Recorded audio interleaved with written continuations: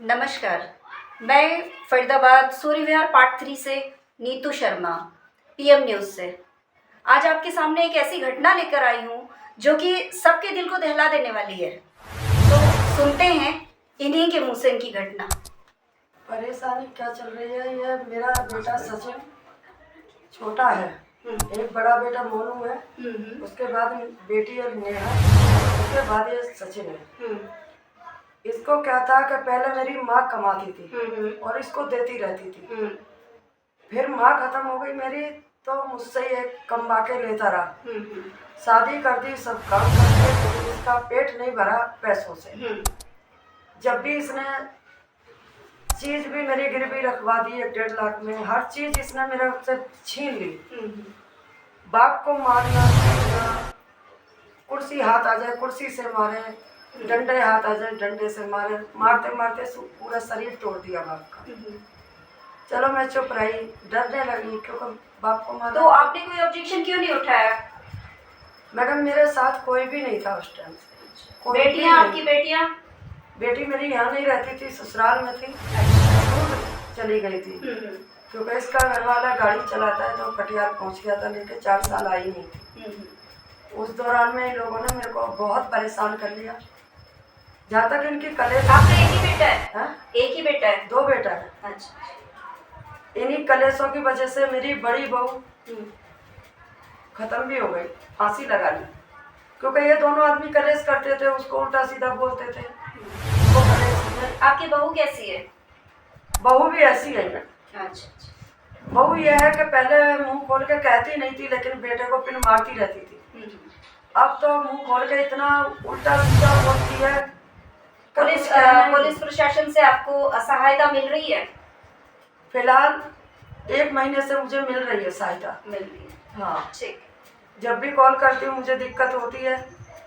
अभी भी 1.5 महीने पहले मेरा अभी आपके हस्बैंड खत्म हो गए, कितने दिन हो रहे हैं? मेरे हस्बैंड को आज 6 दिन हो गए। 6 दिन। लेकिन ये बेटा के कारण नहीं खत्म हुआ। 1.5 महीने पहले भी इन्होंने टैटिया दवाई छोटे बेटा ने और लात मारी, तो पेशाब की जगह पे लात लगी थी, वो जगह सूजन बढ़ गई। वो सूजन कम नहीं हुई, उसी के चक्कर में वो खत्म।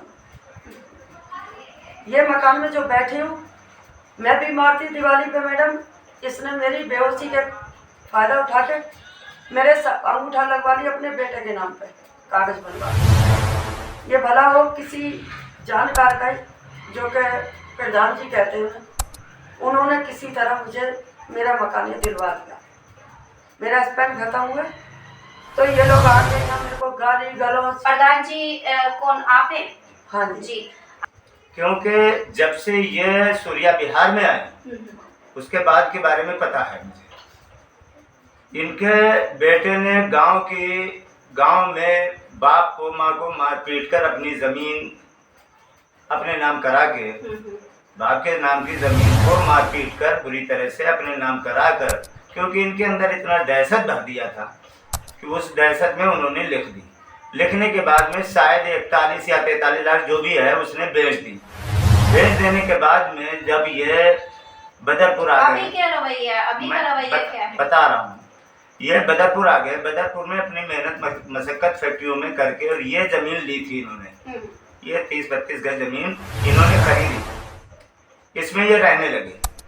अभी कुछ समय साल भर पहले बेटा सचिन और उसकी बहू ममता, ये दोनों आए, इनके साथ मार पीट कर दोनों को घर से निकाल दिया। ये इधर उधर भटकते रहे, भटकते भटकते इनकी बेटी आ गई सूर्या बिहार में, तो वो किराए पे रह रही थी।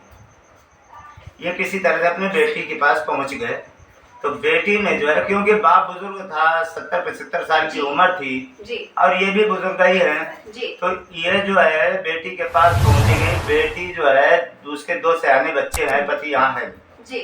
आज 3-4 साल से यहाँ उसके पास नहीं है। तो वो बेचारी अपनी मेहनत मशक्कत करके अपने बच्चों को भी पालती थी और अपने बूढ़े माँ बाप को भी पालती थी।